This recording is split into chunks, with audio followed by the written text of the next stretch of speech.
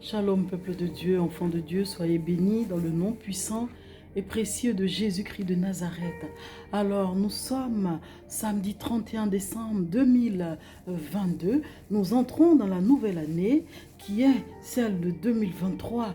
Mais il est important, enfants de Dieu, de se demander, se poser la question, est-ce que durant toute cette année qui vient de s'écouler, nous avons fait véritablement ce qu'il fallait faire autour de nous? Est-ce que nous avons fait la paix véritable avec Christ?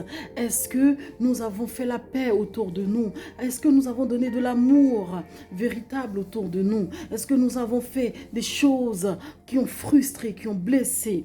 Parce que si tel est le cas, il est important, bien-aimé, d'aller et de demander pardon à ton frère, à ta sœur, afin de pouvoir entrer dans la nouvelle année, dans l'abondance, dans la paix, dans la santé parfaite et surtout avec toutes les bonnes grâces.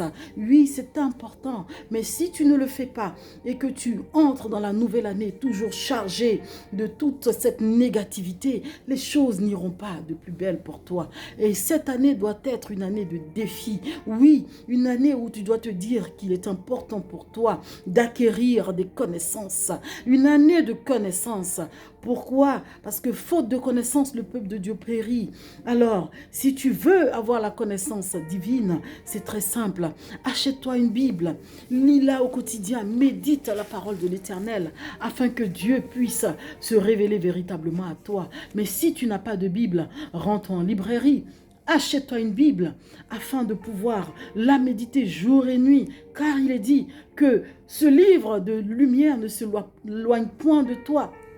Médite jour et nuit afin de pouvoir connaître la vérité, car tu connaîtras la vérité et cette vérité-là t'affranchira. Amen. Sinon, faute de connaissance, le peuple de Dieu périt. Comme il le dit dans le livre de Osée 4, à partir du verset 6, mon peuple est détruit parce qu'il lui manque la connaissance. Puisque tu as rejeté la connaissance, je te rejetterai et tu seras dépouillé de mon sacerdoce, puisque tu as oublié la loi de ton Dieu. Amen. Enfant de Dieu, il est important d'avoir la connaissance de la parole, car en ayant la connaissance de la parole, Dieu se révélera véritablement à toi. Tu peux peut-être vivre des situations difficiles, tu peux être atteint de maladies incurables, tu ne sais que faire, tu peux souffrir intérieurement d'une douleur quelconque et tu te contentes des prières de tes bergers, bergères, mais sans pour autant faire d'efforts pour toi-même acquérir des connaissances qui vont te guérir. Parce que oui, quand tu acquiers des connaissances, sache que ça te touche et ça va du plus profond de ton être et ça touche ton âme, ça guérit ton âme. Mais si tu n'acquiers pas, tu n'as pas les connaissances qu'il faut, comment veux-tu guérir? Comment veux-tu que ton âme guérisse? Amen. Le plus souvent, c'est l'âme qui est touchée, c'est l'âme qui est malade. Mais si tu n'as pas la connaissance, si tu ne te documentes pas, si tu n'apprends pas à connaître Dieu, comment veux-tu entrer dans les grâces? Comment veux-tu être dépouillé de tout fardeau, de tout ce qui te pèse dessus?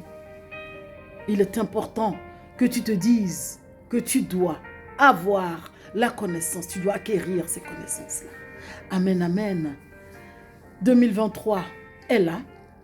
Que cette année soit une année de paix, de prospérité, d'abondance, de joie dans nos familles, autour de nous.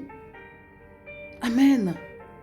Et que nous puissions faire ce que nous aimons faire, nos passions, nos travaux, nos voyages, tout ce qui nous plaît de faire, mais dans l'amour et surtout dans la paix de Christ. Amen, amen. Que Dieu vous garde. Très, très bon réveillon à tous. Bonne fête de fin d'année. Et on se dit à très vite. Dieu vous garde. Shalom.